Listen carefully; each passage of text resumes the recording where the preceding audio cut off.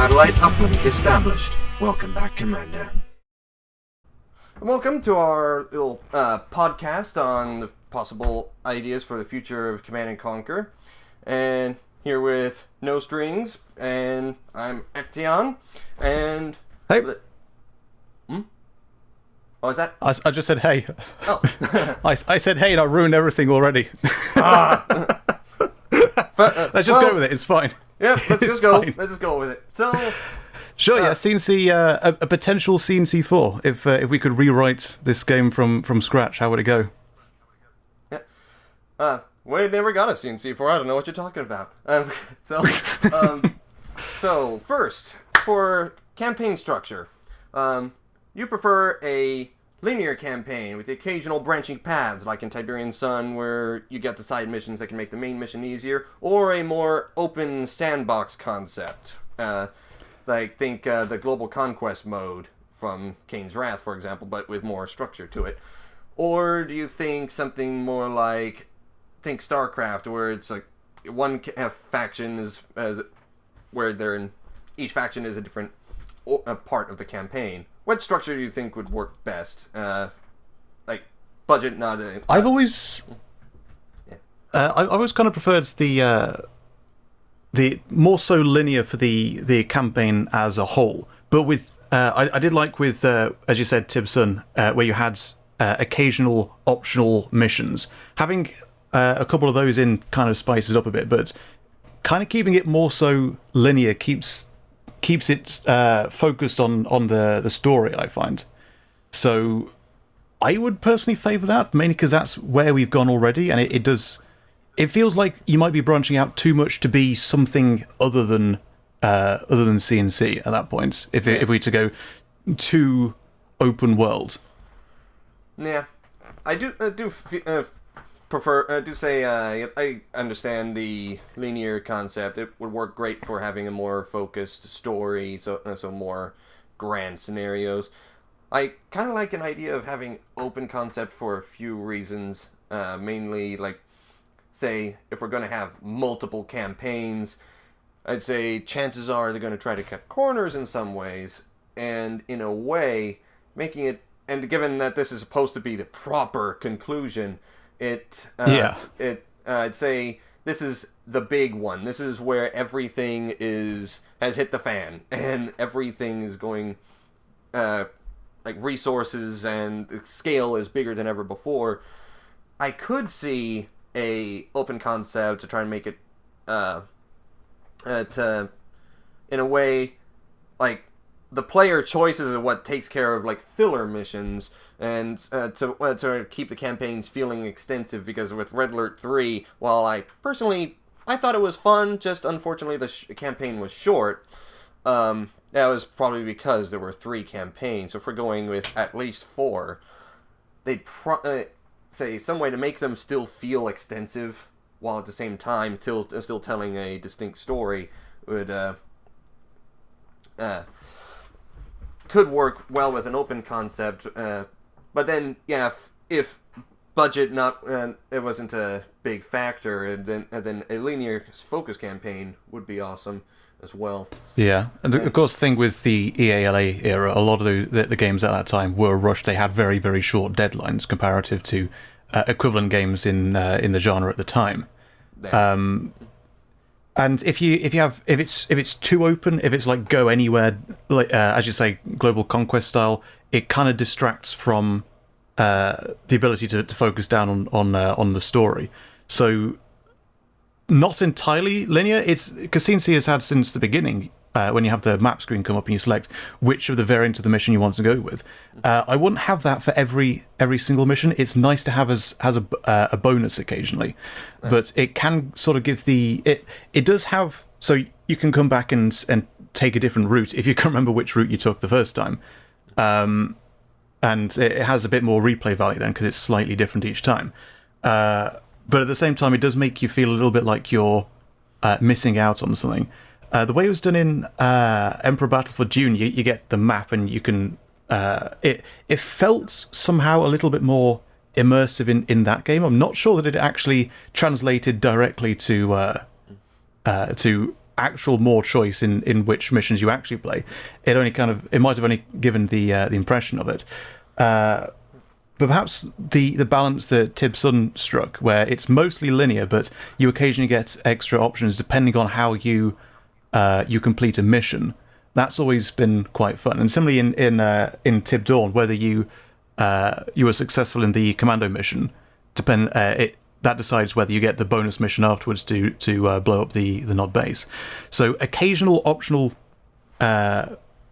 either side missions or bonus objective missions or things like that would be pretty cool, but not as the rule for every single mission. I think it needs to be, these are extra bonus ones, maybe every 3 missions or something like that. Fair enough. But by majority, relatively linear, so the player choice should probably be kept to the map more so than to the meta selection of which map to go to. That does work well, and there's. I was thinking in a finale, what about branching or like alternate endings for a campaign? You think? I'm a big fan of the alternate endings. Yeah, definitely. Yeah. It could be interesting, like in C&C 3, where you could choose whether or not to use the liquid Tiberium bomb, and then that changes whether Boyle stays or General Granger stays, and yeah. So I'm not sure what your thoughts are on how the story itself might go. I did cover in a video recently, which is why we're having a talk. It just got this conversation started, but I kind of like the idea of, the best way to finish off the invading Scrin is probably with one of the super weapons, and the most iconic of which being the ion cannon. And since the video went up, I've been reading through a lot of comments, and there's been decent comments. Like, I now quite like the idea of, in one of the later missions, you have to construct so when the Scrin arrive, they're arriving by orbit as opposed to through the threshold, since Cain deactivated the threshold to stop the Scrin from arriving too early. So they're arriving from orbit as before. First thing they're going to do is take out the ion cannon. So GDI is now without the ion cannon for the first time since the first war. And that's the most iconic weapon. So it'll still be in the sandbox like multiplayer. It's still in this hypothetical game. But in the story, the Scrin can wipe it out. So for the final mission, it would be great if they, instead of attacking from orbit, you can now construct like a surface to orbit ion cannon. And that could be one of the campaign objectives near the end of the game, and perhaps you need to use another super weapon, say Nod missile. You have to get a temple of nods to open up the opportunity to fire it. So you could have a different ending depending on which super weapon you would like to go with. Interesting. And that, you could talk about missions. That could lead to the second question, which is, what are some ideas for how you would like the next campaign to start? So I like the idea of we're carrying on from Cain's Wrath, and that ended with Legion interfacing with a Tacitus, and so I'm going with the idea of bringing back Cabal, and the inciting incident for that would be Legion interacting with a Tacitus, and that awakens the latent Cabal fragment that is still within Legion. Perhaps either Cabal wrote some data to the Tacitus or something like that, but it's the first time that any fragment of Cabal has interacted with a Tacitus since Firestorm. So this is the awakening moment. So I would start both GDI and Nod campaigns relatively soon after where Cain's Wrath left off. So maybe even still in the same year, 2052 or 2053. It's pretty much straight after. So this is the inciting incident for the game. So Legion has the Tacitus, but the Cabal fragment reawakens, and this scuppers the impending ascension that Cain was just about to get to. So Cabal escapes with the Tacitus, and Cain has to try and reclaim it.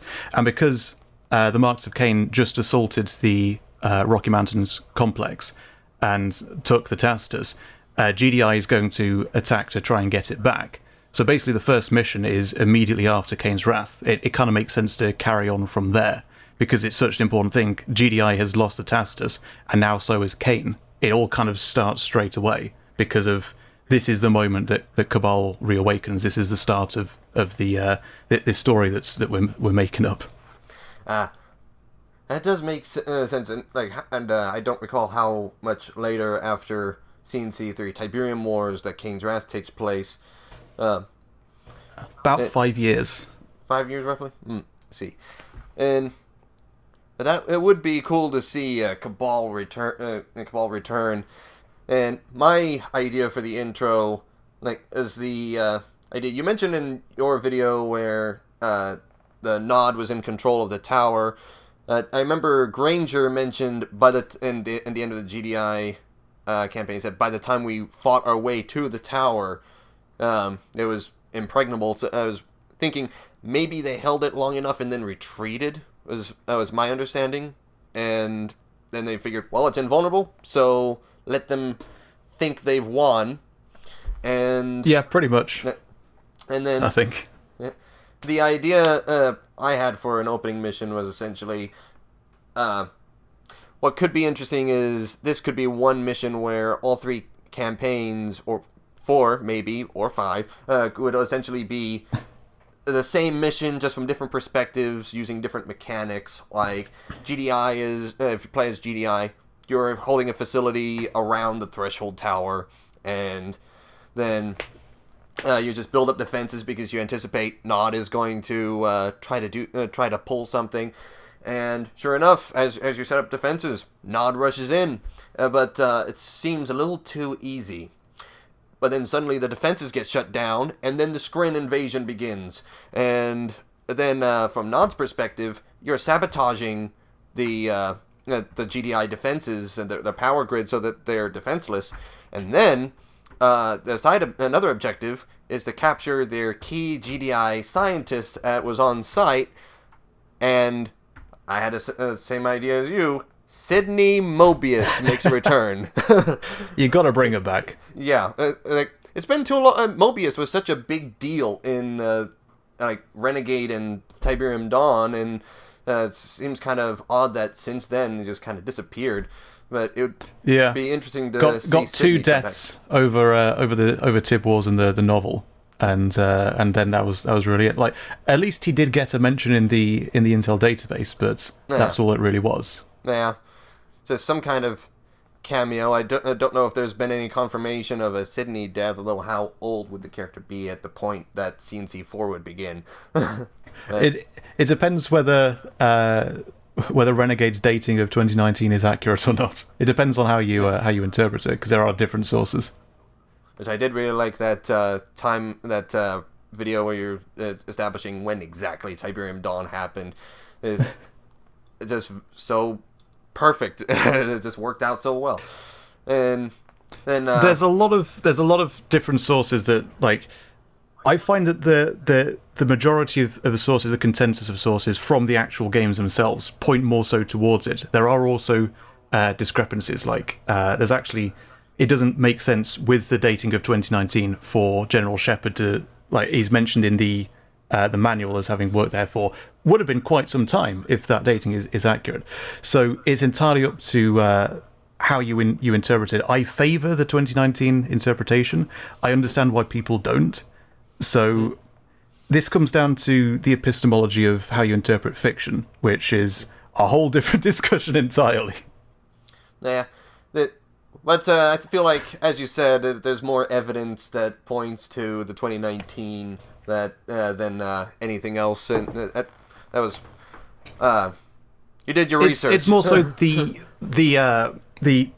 priority of sources, which is ultimately a subjective decision. I kind of prioritize what's in the game, especially what's in the cutscenes. Yeah. And so over Renegade with a manual, which is a reasonably high priority, and then the Tib Wars cutscenes. And of course, if people don't take Renegade and especially Tib Wars as particularly serious with regards to the lore, then those would be significantly lower priority for them, so they would be well within their rights to say, actually, this game took place in 1995, which is why it's so difficult to talk about this stuff, that we don't have a definite canon.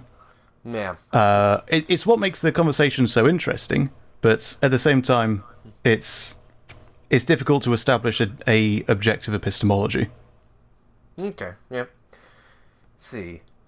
And there was also mentioned like, hey, what about a forgotten start, where it's essentially for the starting mission could be like playing as a forgotten. It's essentially like a commando practice. So it'd be interesting to see the forgotten have more of a focus and actually be a fleshed out faction as well. Back on the opening mission, in the Tiberian Sun, it seemed like they were just a mishmash of GDI and Nod technology, but they didn't have much of their own identity besides some of the mutant soldiers and the stolen mammoth tanks and taming Tiberium fiends, which I'd like to see more Tiberium life forms make a return as well. Definitely, yeah. Definitely. And maybe some brand new variants. And definitely need to be, yeah. I always, when it comes up with the discussion of what new Tib life forms would be added, I always like to go back to the Picodons from Lands of Lore 3, just because, like, even if you don't even mention Lands of Lore 3, it's just this tiny little reference that kind of hints at, even though the Easter egg in Lands of Lore 3 is definitely non-canon to the C&C timeline, it kind of shows, like, ooh, this now references that there's a potential that this could have happened in some bad timeline. It's a nice little reference that acknowledges that this Easter egg occurred at one point in history, and the Picodon, if you make it a bit more Tiberium-y and less radiation-y, would work quite well. But there's definitely a lot you could do with a Forgotten. I kind of like with. I didn't really like the direction that the official games after C&C3 went with. It was all like scrap vehicles. Like, I get that they don't have the same resources and funding, and they live in red zones and stuff like that. But as we've seen from their leader, Tratos, who was very much a scientist, he was a researcher. They're a scientific-minded people still. Yeah. So I wouldn't go the route of like tractors and things like that, and buses that are, like, just got guns stuck on them. So vehicle-wise, I would favour the classic contemporary style vehicles you see in Tib Dawn and Red Alert 1, where it's just, these are basic modern military vehicles. Because obviously GDI and Nod have moved on significantly since then. Yeah. But it would be primarily the infantry that set them apart as a faction, because that's where the interesting stuff would be, especially with the psionic stuff that Westwood were looking into for their own C&C3. Yeah, we got with their tech with the Forgotten. I did get the sense that they wouldn't just be like, hey, let's throw some scrap metal on something and put a couple guns on it and call it good. I'd say that if they had the time and resources, they definitely would pull something interesting, even if they were just modernizing new stuff. And also, like, when I want to know more about their culture, and a campaign that focuses on them would be great, because like when you see Tratos on that operating bed, and then Omegon mentions that he's having a vision. Like, it seems like they've got some kind of almost supernatural effect to them, scientific heavy still, but I'm very interested. I want to know more about their culture, but then in like C&C3 and on, it's like they're just almost barbarians. Exile. Yeah, like there's that hovel where like, we will not be forgotten. It's like I'm like, yeah. The Marauders do kind of still make sense, because if you go back to the Tibson story Bible, non-canon, so this never actually happened, but it was an interesting thing that was being posited, where eventually the Forgotten would a potential variant of the Forgotten for Tibson plan was the Berserker, where the Tiberium mutation would reach a terminal level, and they would basically hulk out into basically the brutes from Yuri's Revenge, only bigger. And bigger. Kind of described a little like how the Scrin were planned to look at the time as well, like crystalline slate armored skin. Yeah. And they would basically turn on everything like GDI, Nod, Forgotten, everything like that. Yeah, they're basically non-feral sort of thing. Basically, yeah. So even though they are scientific minded, it does still kind of make sense that there are the Marauders and things like that. So it is definitely interesting to have a mix of that, depending on how far along their mutations have gone by that point for that individual. Yeah. And of course, they've been in exile. They've been living, I think literally under the Earth's crust in red zones since the 2030s, 2038, something like that. So they've been in isolation pretty much this entire time. We don't know what they've been up to. A lot will probably have changed. They might not even be recognizable. I think the point I made is I guess the idea is they emphasized made it look like the Forgotten were just savages when there is more to them. It'd be nice Absolutely to see more right, of yes. it. Yeah. Definitely. Then, let's see. On the third question, let's see. Say for campaign structures, if given the free reign, would you prefer like all the campaigns to be fully distinct, completely separate canon events, or essentially like with C&C3, where they all you did suggest where like they all pretty much occurred from different perspectives at the, they all right, if possible, would you like the full distinct campaigns, or would you would still go with just like all the campaigns being canon, with you mentioned the Scrin being just the opposite? But yeah. So with Red Alert, Generals, and I suppose Dune as well, it kind of works better for each campaign to be its own timeline. So you're playing with this faction, and you make that faction win at the end through your actions. And it kind of makes more sense for that direction.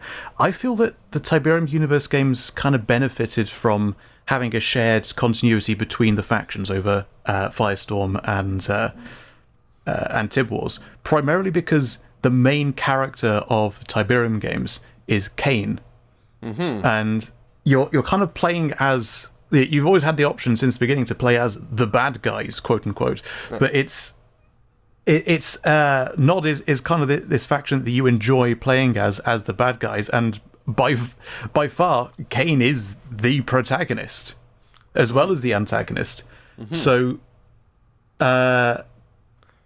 it kind of like it's pretty cool to see him lose in Tib Dawn and Tib Sun, with those being the canon timelines with GDI, but it's also fun to see him win as well.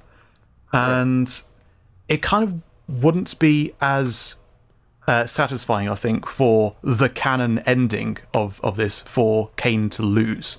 I think the most satisfying way to end it is for Cain to eventually win, since he's been there since the beginning.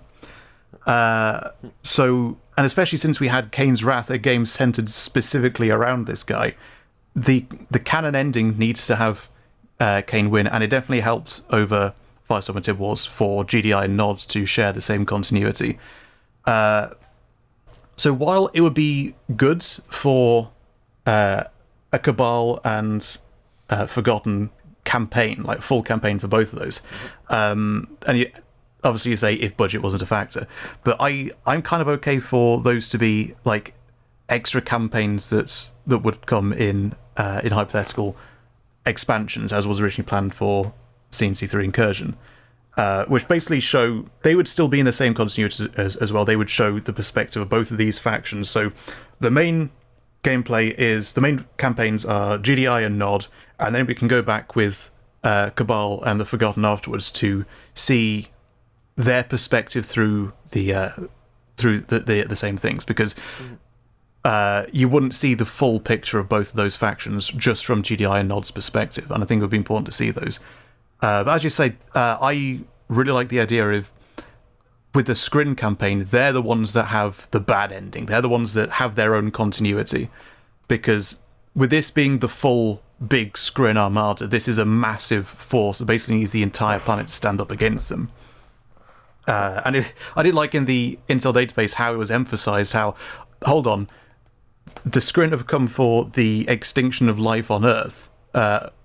Because, like, they've come together, Tiberium, there's life here, what's going on, just get rid of them. Hang on, why are they all still fighting each other as well? What's going on? Aren't we the big bads here? So, and I did quite like that these Earthlings are still squabbling and we're here to wipe them all out. What's going on? Why aren't you paying attention to us? But with Overlords, with the full armada coming, I just like the idea that this is the campaign where they win, and Earth falls, because it would be really interesting to see it from their perspective. It didn't quite work as well in Tib Wars, where all 3 campaigns were canon. It works well enough, but it was just a bit of a shame for the end of the Scrin campaign that, you win mission, you win a mission, you win a mission, you win a mission. Oh, we all lost overall, but never mind. So it would be cool just for that one campaign. It's the same battle, but where we see a victory in the GDI or NOD campaigns, you would see a defeat in the Scrin campaign. So, like, Kane would never get to interface with Cabal to bring him back onto his side and things like that.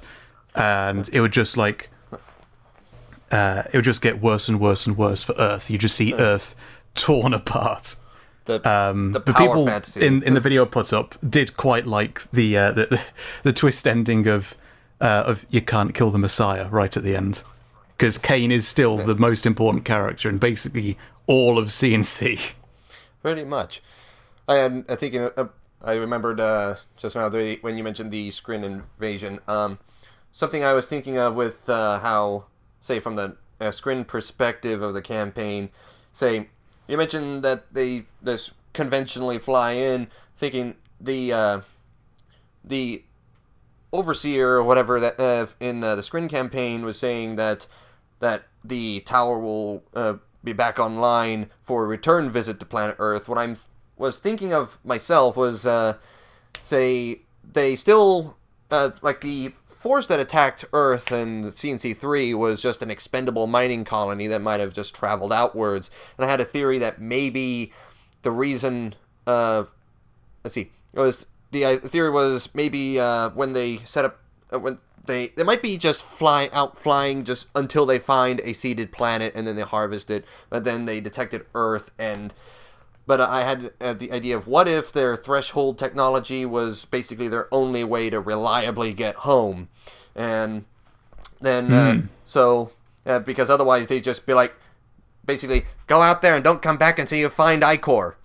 and then so they go to Earth and they set up the threshold towers, and thinking maybe when the tower was completed, it only had enough energy to do an emergency warp out with a small force, and GDI didn't even notice how brief it was.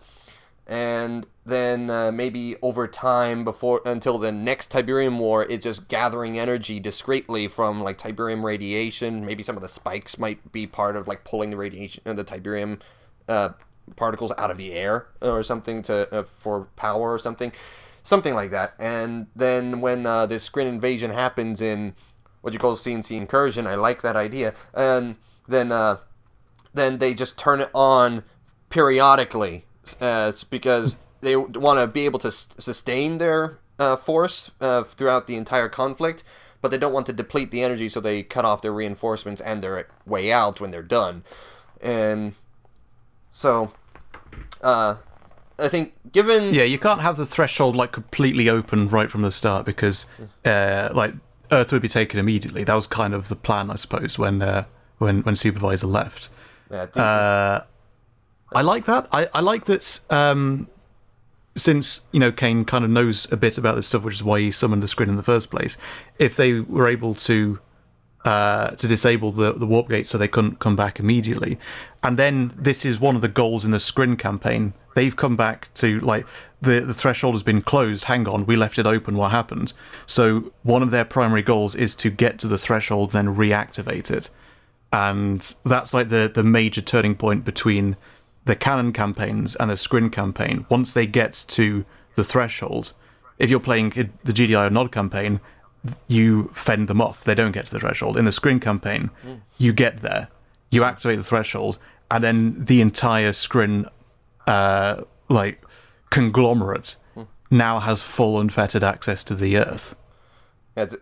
My idea with that was like, given that the mining force was big enough to be deemed as an invasion force, it was just expendable numbers. It's like, well, if the threshold tower was always online, or if they just flew there conventionally, I think that their sheer numbers would just be overwhelming, and there would be no stopping them. So definitely, yeah, so definitely. Yeah, that's where I think the tower either just turn on periodically, or what you just said, and and where it's like, all right, we're turning it on for good, and so that just that could be interesting. That there's a lot of possibilities there, and A lot there, yeah, definitely. see, then see, then the next question I have here is, what kind of modes you would like to see for like single player and multiplayer stuff, and I don't really have a particularly interesting answer here. I primarily play campaign. I'm not good at multiplayer. I don't really play skirmish all that much because I'm just not good at it. And I've grown up with C&C since the 90s and with bad internet, so I've never actually been able to properly play it online until much more recently. So I've always been primarily campaign. I don't really have a particularly interesting answer here. You know, you want the campaigns and you want a good skirmish online, and I don't really, I can't really weigh in on anything more interesting than that, I'm afraid. let's see. I've mainly been versus AI myself. I got to the point where I can actually fairly well handle dealing with brutal difficulty AI. But then when I go against people, it's like this is an entire different state of existence because it's just a whole other level dealing with actual people and just definitely completely different. Yeah, it's like one of my sisters actually said that she can do like just solo fight a whole team of like in an 8-player match, like 1 versus 7 hard difficulty AI in Red Alert 2, and like I don't know if I want to try that. Haven't tried it, but she's crazy. But I still like playing PvE. Like there was something just for fun. I remember in Red Alert 2 there was or at least Yuri's Revenge. They had the Unholy Alliance mode where you just start with with one of each MCV and plus the bonuses of whatever nationality you pick. And like it'd be nice to have that option.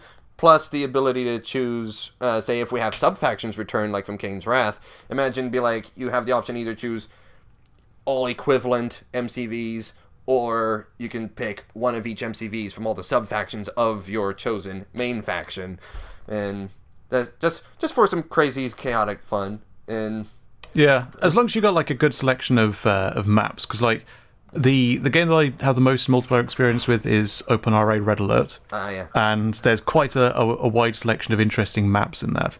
Oh, yeah. Like on OpenRA, me and some friends did a game in OpenTD where there was this massive map with like 16 players, and we just went free for all with 16 of us, just 3 of us, and then the rest AI, and it was just last. Do your best to last. So that's not really as much a mode thing. It's just if you have maps that allow that rather than just symmetrical versus tournament style maps. If you have a good selection of, especially the bigger maps, the more esoteric maps, the maps that are a bit weirder, that allow this kind of make your own game kind of thing. Yeah, which is more so, it's all basic stuff. It's the same mode as normal, but you come up with your own games, and perhaps that might be a better answer for me. Now that works. Like I do like the more natural map layouts where you've got hills, valleys, and mountains, and there's no, it's not mirrored. I can understand the reason for symmetrical maps where for tournament purposes, but they're not as interesting. Like there's you want a mix, definitely. Yeah, mix of both. You definitely want the symmetrical maps for those type of modes, but they shouldn't be the only option. Definitely.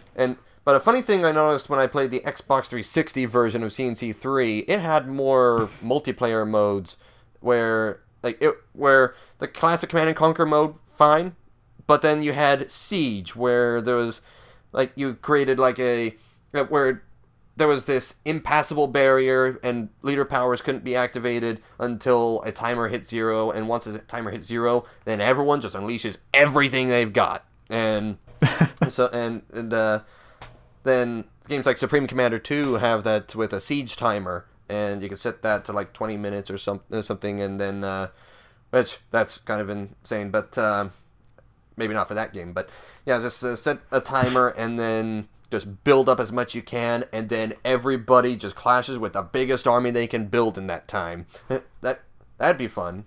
And there were some There were some survival custom maps I saw back in classic RA2. Like there was a protect the Kremlin, protect the Statue of Liberty, protect the president, and then you just fend off against waves of enemies. And it's like one of each unit.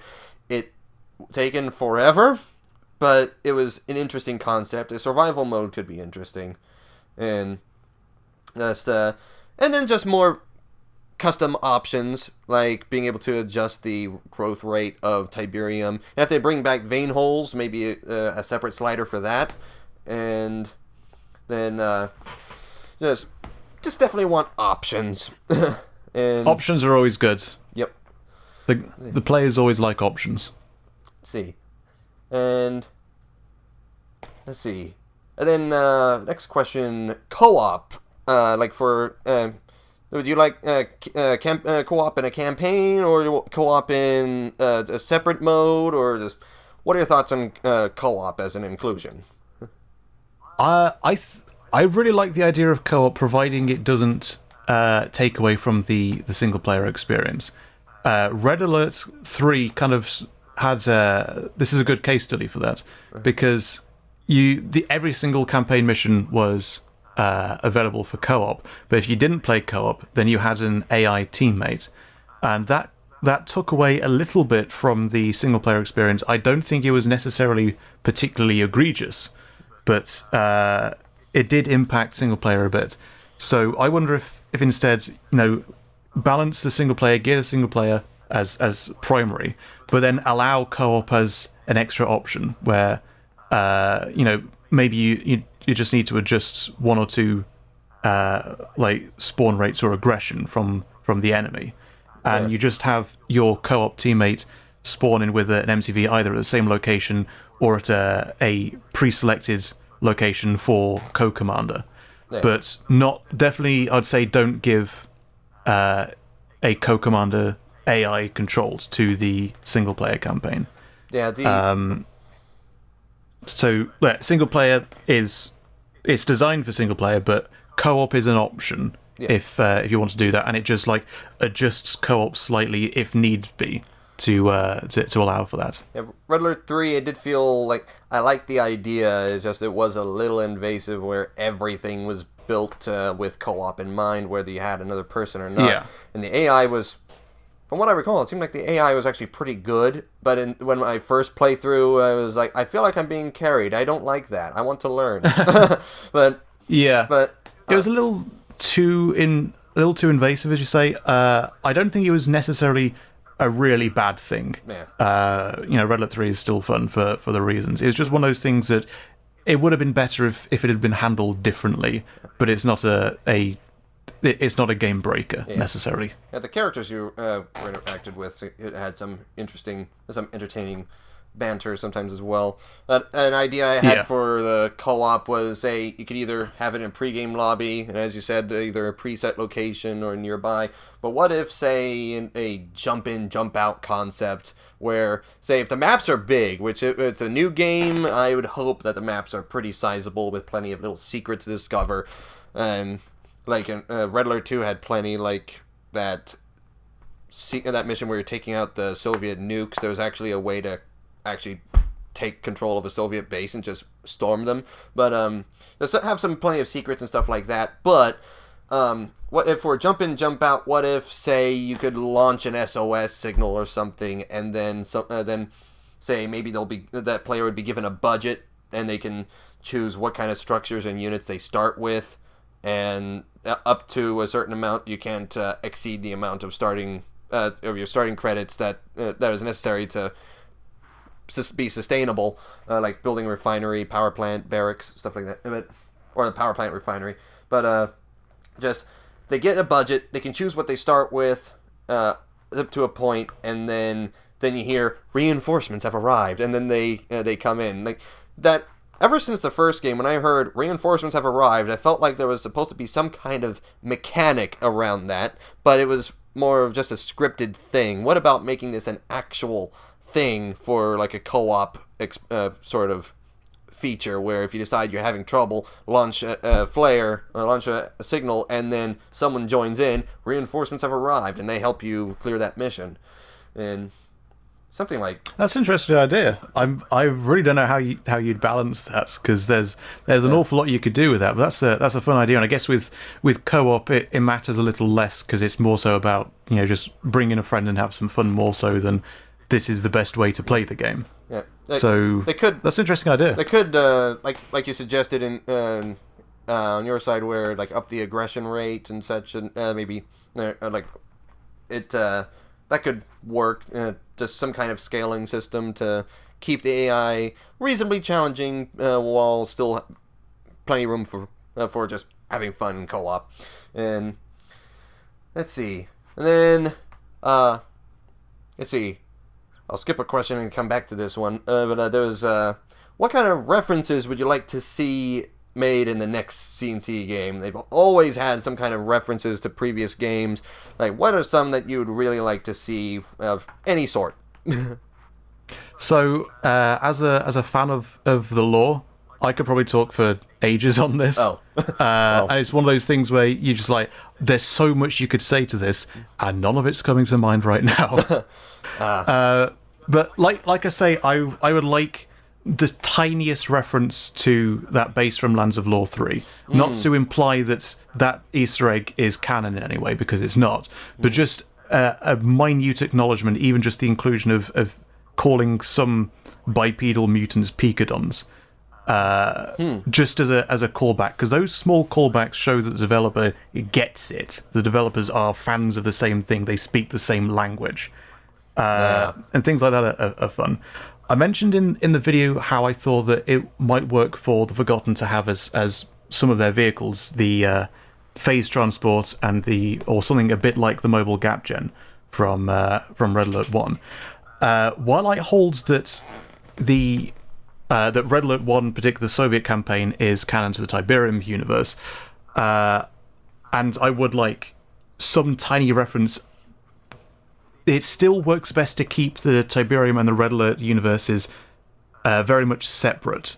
So that's something that, while it would be nice to have a reference along the same lines as the apparent reference in Kane's criminal dossier, where the dating basically lines up to shortly before Red Alert 1, something really like side-on and oblique like that, rather than going down the routes of flat out acknowledging this link. Like, play around with there appears to be some kind of link like this, because we consider it to be there is this link there that was definitely intended since the start, but not to go overboard. Yeah. Or maybe mention a Soviet there needs to be bunker a or balance. something.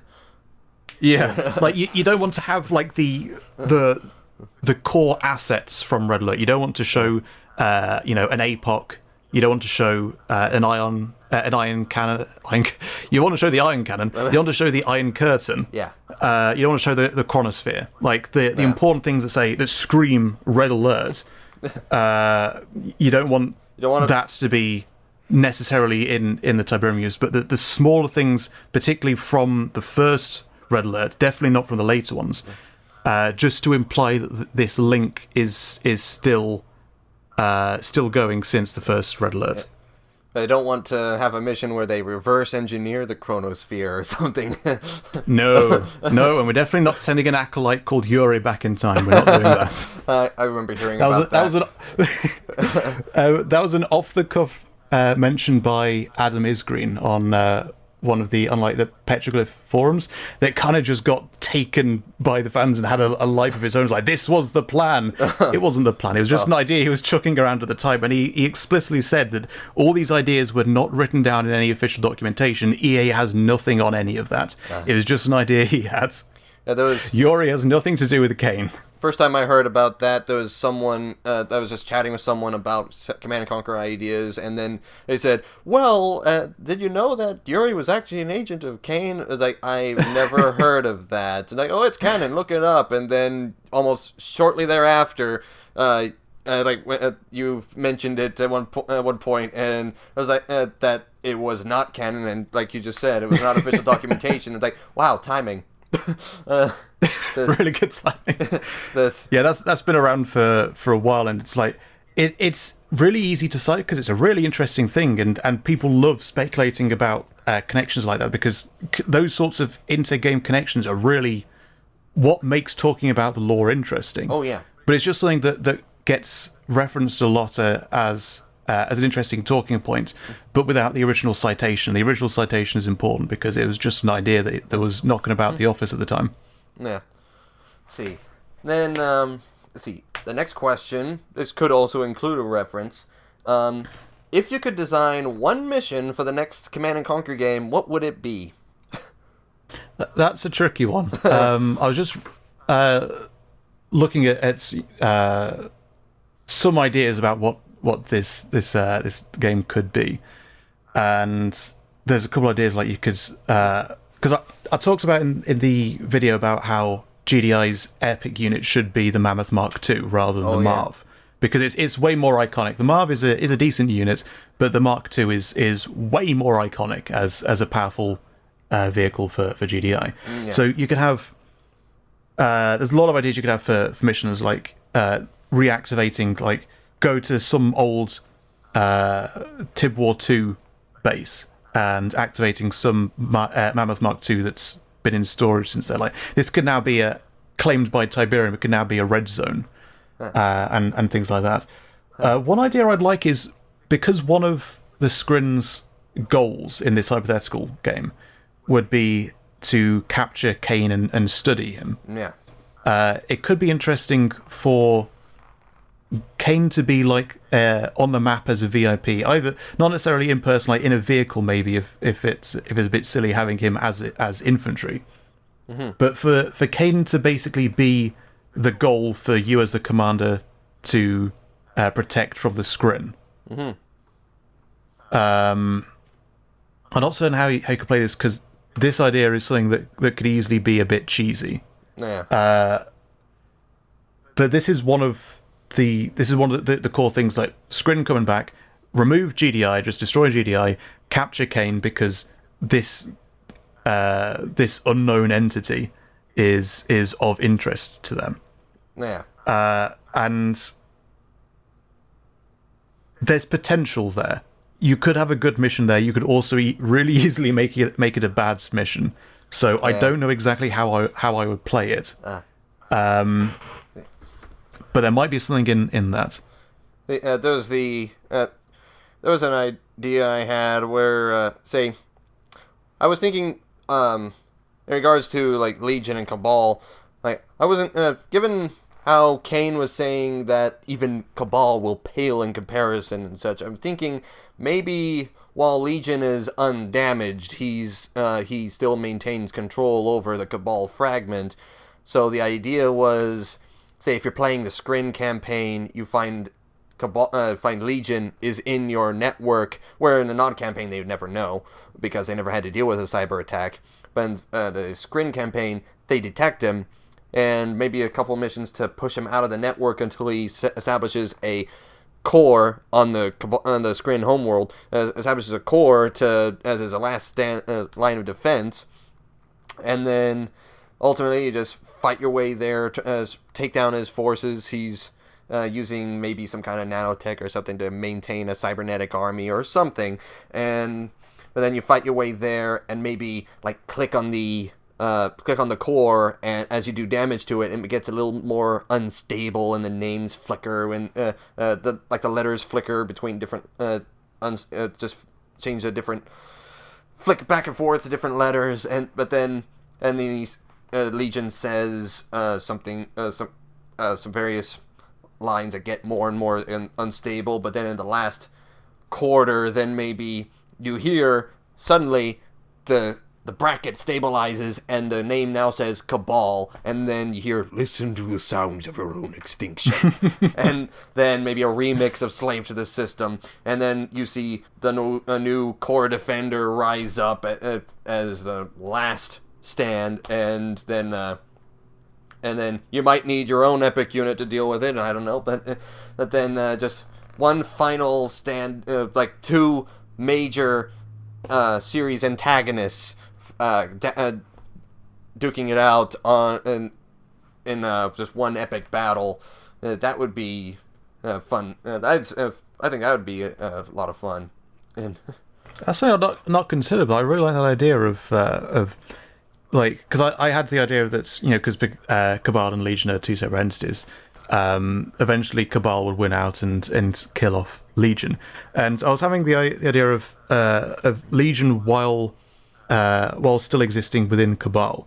Like, these minor subroutines would still be able to contact very occasionally with Kane and with Nod, because Legion would still be loyal. Yeah. And it's Cabal that's not. But Legion is basically not able to do much.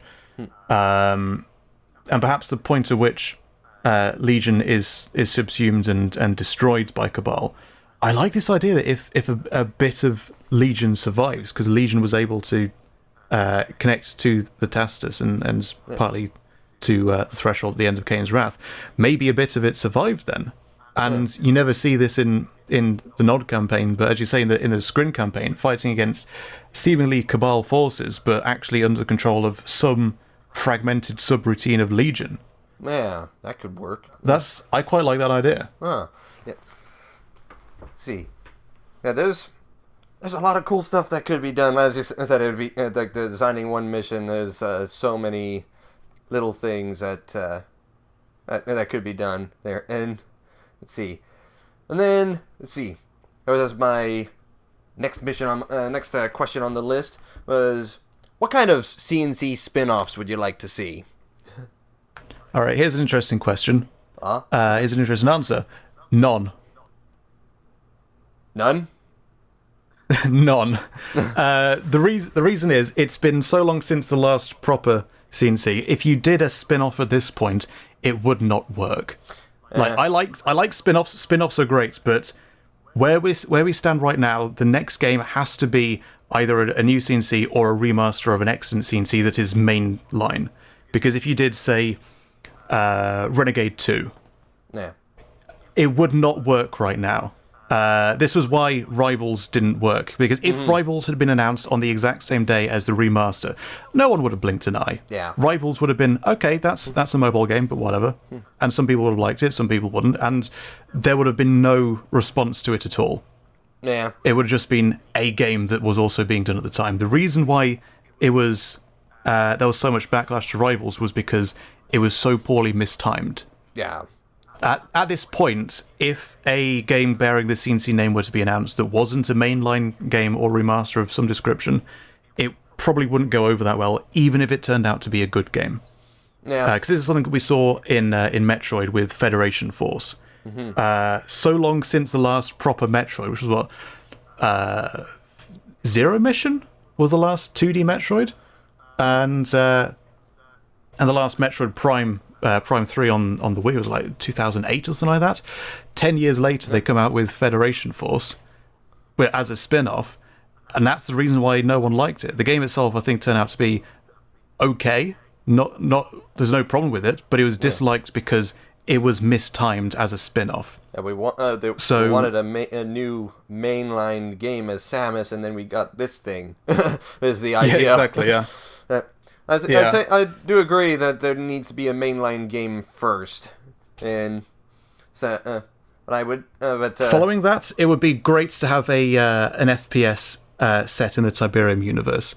Hopefully around, like, shortly after Tibsun, around about Act 1 of Kane's Wrath, because I think that is the most interesting era in Tiberium. Yeah, in terms of about Act 1 of Kane's Wrath, it was like maybe the next Battlefield style game. It could be a Command and Conquer setting, and would lend itself very well to something like that, definitely. Yeah, just maybe go maybe a little bit further with mechanics. Like when I look at the new Battlefront 2 and the Battlefield 4 and such, with like the commander mode and then the purchasing unique units and such, I feel like the base mechanics are there and could work. Just give it a C&C spin, and then supposedly there's supposed to be a higher player count in the next Battlefield. Don't know, that was rumor, but if so, like, what if we gone with 3 teams? Like, going the third Tiberium War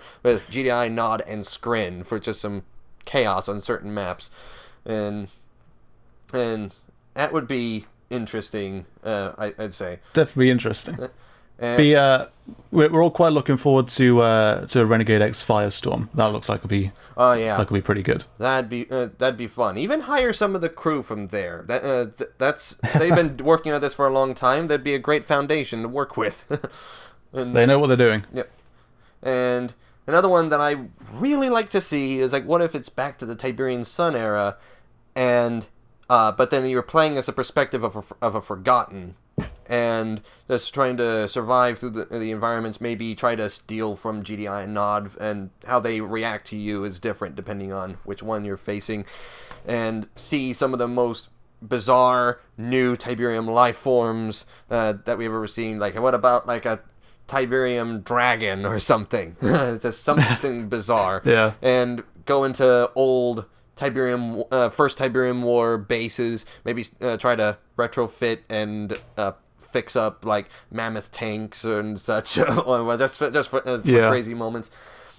And an idea was, the like, idea kind of lends it. Sorry, go ahead. Sorry. I was thinking, like, even say, like, sure, the Forgotten are kind of typically seem to, like, mechanically they heal in Tiberium. It's like, what if, say, you fall in the liquid Tiberium river, it's like instantly crystallized because of the sheer concentration and such.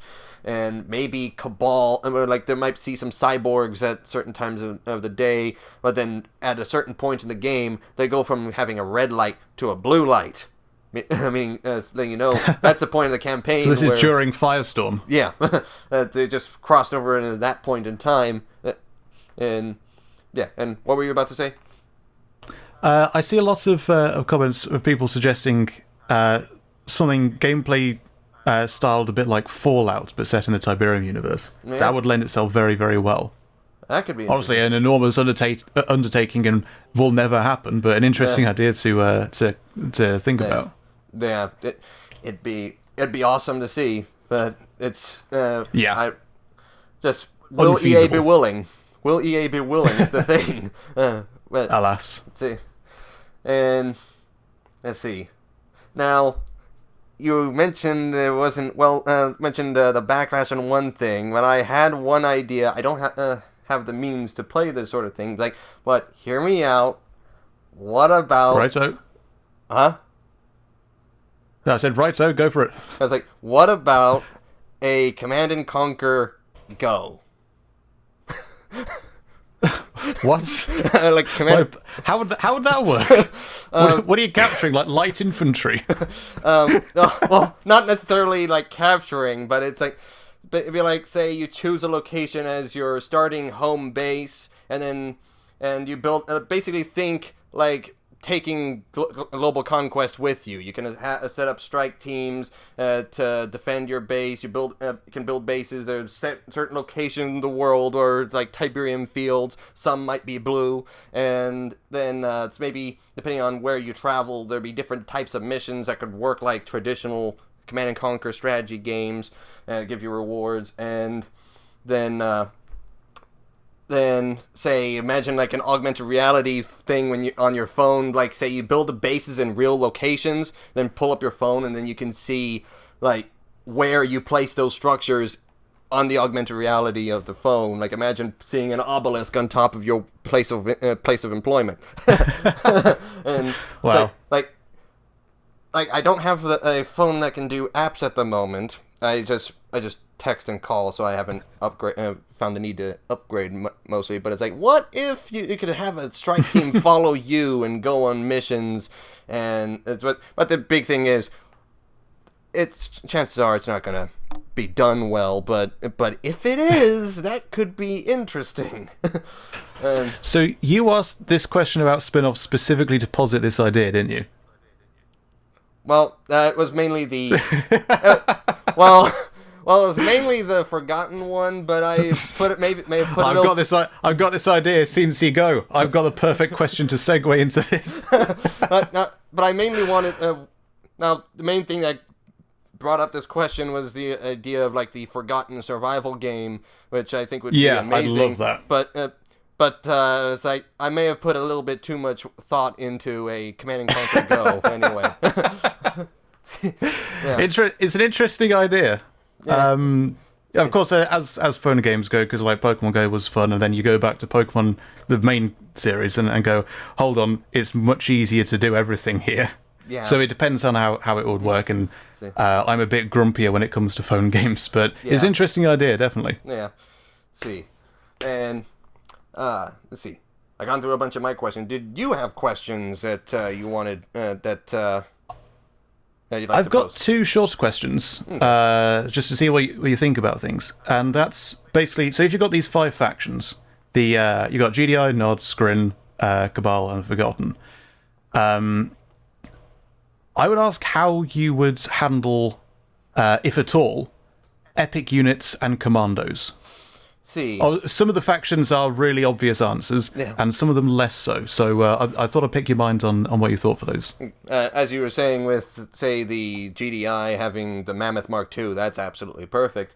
Then with non-epic units, that's, see. Like, I do like the idea of the Redeemer still, but that does feel like it might have been a spin-off of, like, the core Defender. And, let's see. I feel the Redeemer makes a lot more sense for Cabal to have, which is why I personally moved it over. And I don't really think it's all that Nod-esque for some reason. I don't know if you understand why. It's... I see that. I'm thinking like even bigger avatars. Idea is what comes to my mind. It's like they got the Walker avatars where they made one even bigger, and then let's see, a forgotten epic units. Maybe a Tiberium Dragon. See, I was thinking, because like the obvious things to go with is some kind of vehicle, because it's a vehicle for all the others. But the best answer I could come up with was for the Forgotten's epic units to be, instead of a vehicle, but some Tiberium-based life form. Yeah. And like, I was only thinking about this after the video went up. Maybe a dragon. But I was wondering if maybe this would be a better use for the Vanehull monster. If there's some different variation of the Vanehull monster, so I don't know if it's possible to move it, or if the epic unit is that you grow the Vanehull and then you can control which way the veins go or something like that. Yeah. So it's very much a non-contemporary epic unit. Because having like the Forgotten's most powerful vehicle is almost certainly the Mammoth Mark 1, which is not going to be quite as powerful as GDI's Mammoth Mark 3, which isn't their epic unit. So the Forgotten are less so to do with vehicles. It's more so mutant life forms. And I was wondering if maybe the Vanehull is the most powerful of these, or some new variant, some overpowered variant of the Vanehull could be their epic unit. Or the dragon. We could have the dragon. Let's see. I feel like the Vanehull would be mechanically very difficult to really make it work. But I'm thinking. Although I'm thinking as maybe a support power, like in Kane's Wrath, you had Overlord's Wrath that dropped a meteor on the map. Like maybe something that generates a Vanehull for a short time or until someone kills it, because with enough firepower in Tiberian Sun, you could kill a Vanehull. But so I think that was like where you have it as a support power. I think that basically was the Forgotten's superweapon in the Forgotten mod for C&C 3. You launched a Vanehull seed, which would grow a Vanehull monster and attack a base. I've seen some of the cutscenes of that mod, but I haven't actually played that. But definitely here's an interesting idea. Like instead of that as the super weapon, in the video I posited that as a super weapon because it kind of made sense, and I had the footage from when I played the mod before. Literally just now I've thought of a better idea for the Forgotten super weapon. Right, you know the Tiberium glaciers in C&C 3. Yeah. What if you instead grow those upwards as monoliths and they come crashing down? I'm literally thinking of the Monolith Monsters 1950s B movie, which inspired Tiberium. Oh, That's the forgotten superweapon, the monolith monsters. that could be interesting. That would actually be kind of genius. But what my first the first part when you were starting to bring up the crystals, what came to mind was, what if they simply made these giant jagged crystals just grow out of the ground and then explode or something? But yeah, that's because the thing with the monolith monsters was it was this crystal that came from came from a rock from space, but in contact with water it grows exponentially, and this is obviously a problem on a planet like Earth with loads of water. As soon as any shard of this crystal reaches the ocean, the Earth is basically kaput.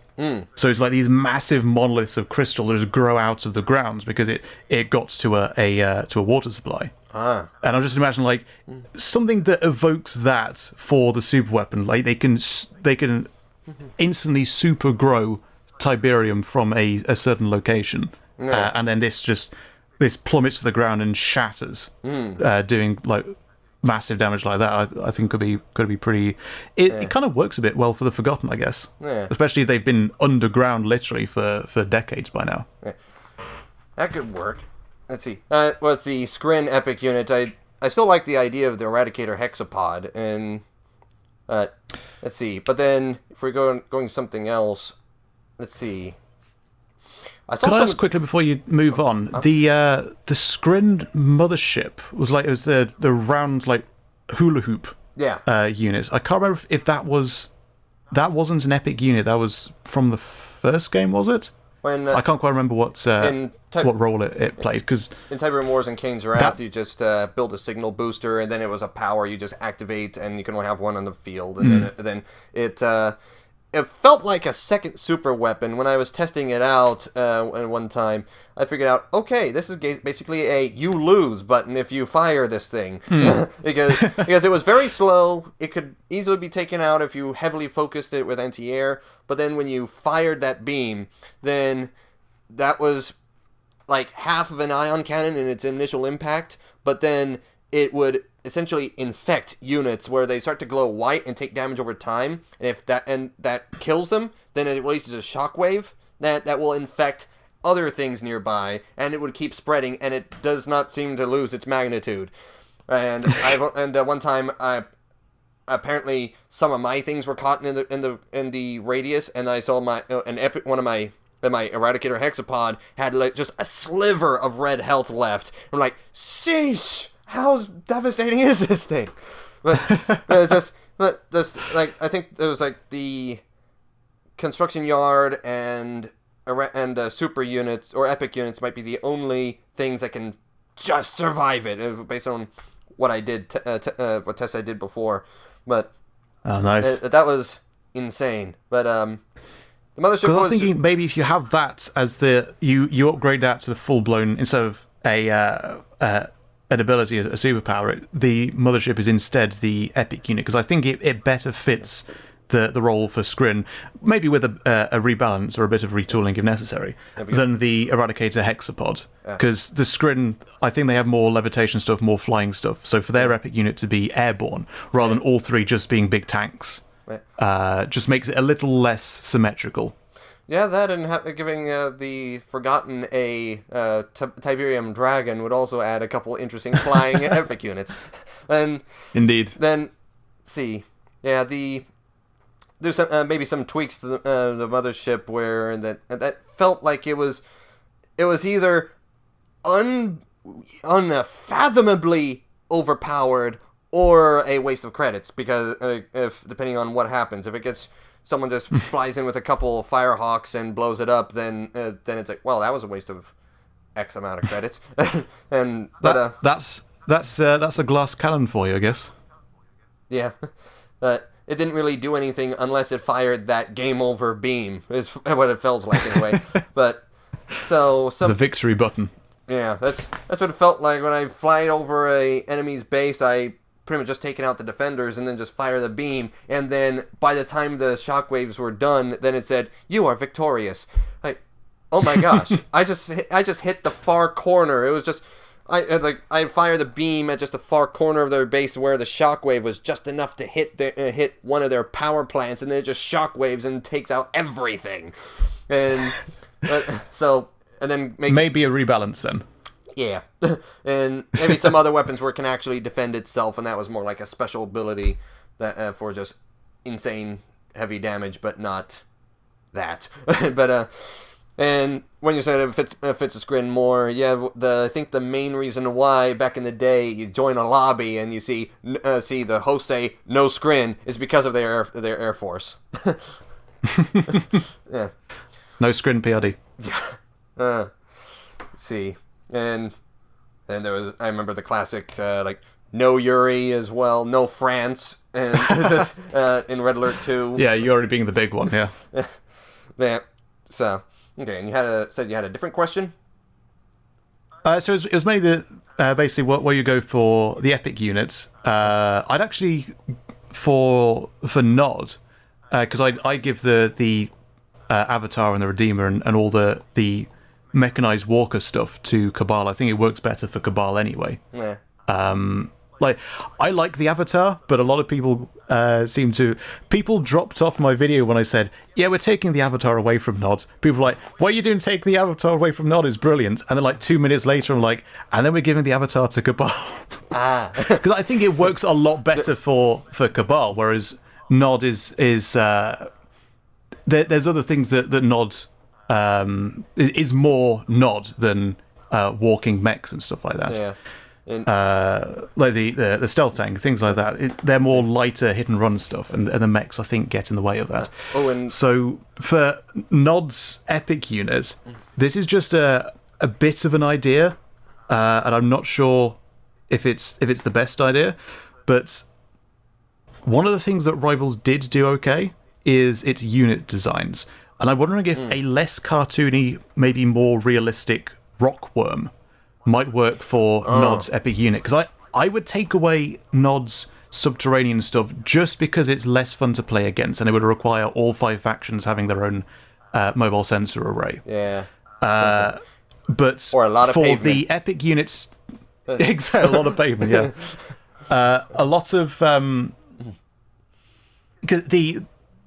maybe the Rockworm could work as the subterranean epic unit for Nod, because that fits Nod's more stealth design. It like an epic unit for Nod is difficult to do because they don't really do the massive heavy tank archetype. So with their epic unit being subterranean, being more on the stealth side, might work a bit better. Yeah.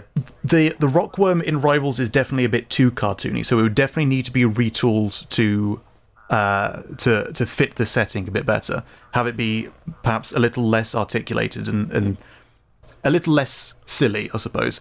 But it is really, really good that, and this is the highest praise I give Rivals, the design is a good idea because it does evoke the Sandworm to bring C&C back to Dune. Yeah. So perhaps the Rockworm for Nod's epic unit would be my suggestion. In terms of subterranean, what I was thinking, I imagine a lot of people did this too, but the name escapes me. But what was Slavic's command? The Montauk. Yeah, it's like maybe something like that could be interesting. Not sure what its capabilities are, but of course in a new game they could update it. But that being like.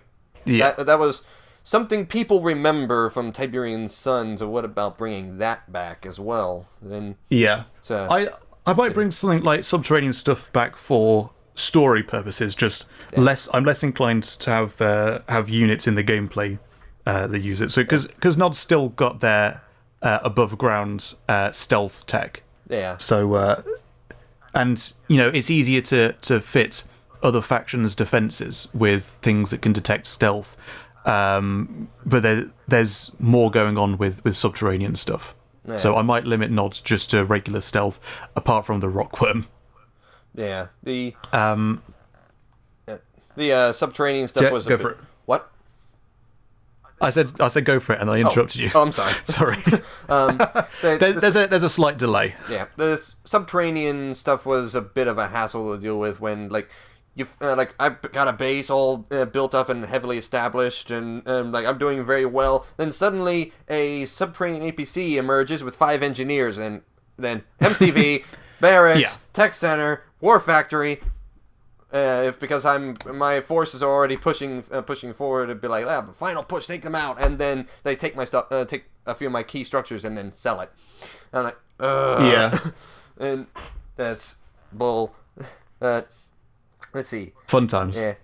Oh, and so the final question I had was basically the same again, but for commandos for each of the factions. Yeah, so the commandos. glass cannon infantry unit. Yeah. Yeah. Again, some of the factions are obvious ones. You know, GDI Commando, classic style. Yeah. And the forgotten Ghost Stalker. I think we can all agree on. Absolutely. But how about the others?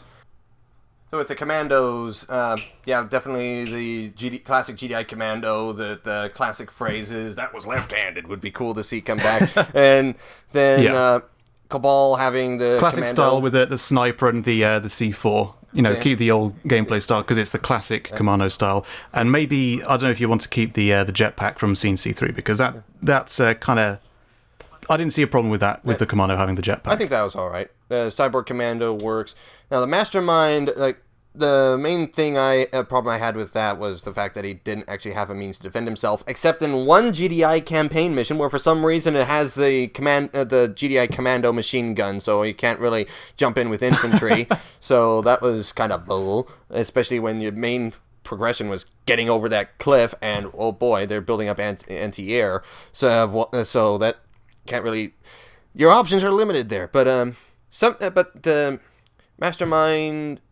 Not really sure what alternatives there would be aside from giving it a means to defend itself outside of mind control as well.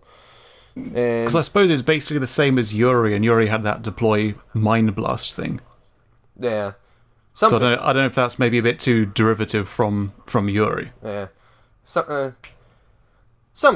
Let's see. And what was the commando? Let's see. Think. Nod having a stealth commando it kind of works well enough how it was in C&C 3. I haven't actually put too much thought into commandos, but I think it worked pretty well for the most part as is. But I think that works. And of course, well. I think we'll agree that the Ghost Stalker for absolutely. the powerful railgun. There will be trouble. There will be trouble if he's not included. I love his voice lines. Really good voice because he always sounds really concerned. Yep. Yeah. The only thing I'd add with Nod is while the Nod Commando from C&C 3 worked really rather well and definitely fit Nod quite well. Basically, same archetype as a Commando, but just stealth rather than having the jetpack. Yeah. And having the twin lasers was very Nod-esque.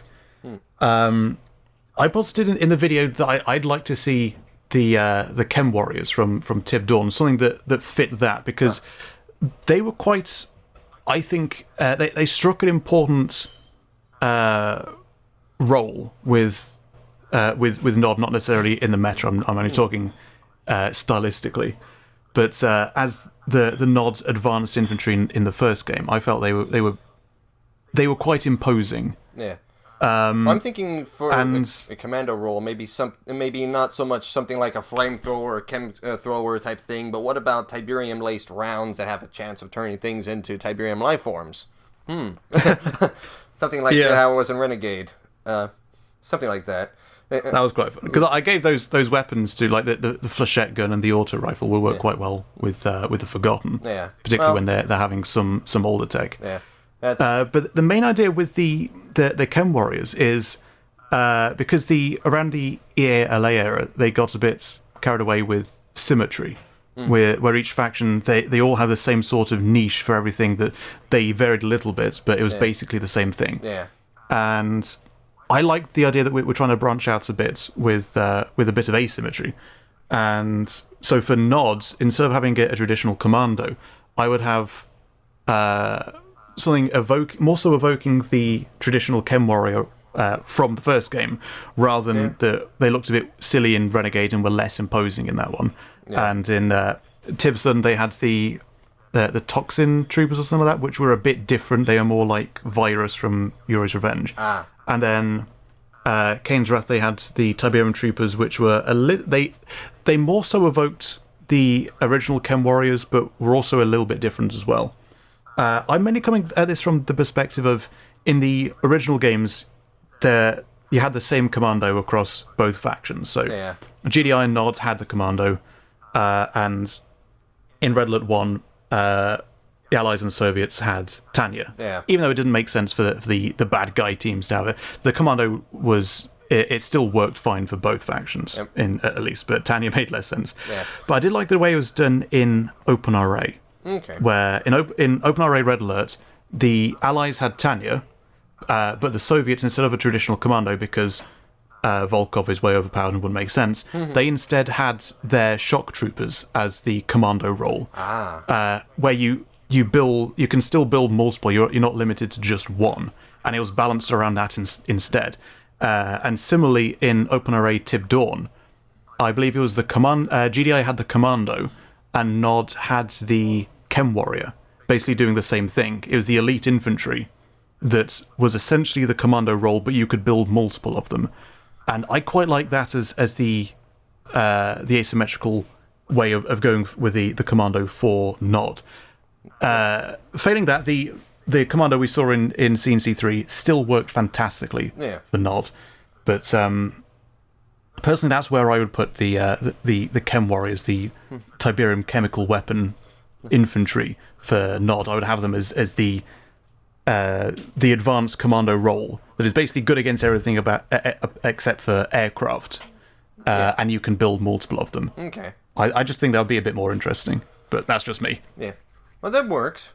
It's all hypothetical, it's all fun, just fun. All fun ideas. just spitballing just for the sake of it. Yep. And who knows? We can hope. But anyway, thank you very much for coming to talk to me.